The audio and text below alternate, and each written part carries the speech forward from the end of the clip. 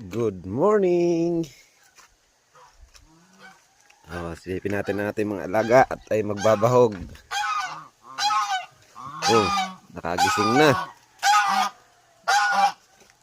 Gising na siya.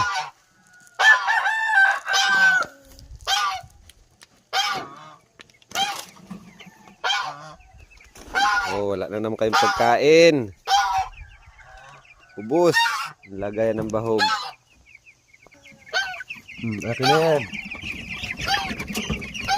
Guys, malakas ng kumain eh. Ubus na lagi ang bahog.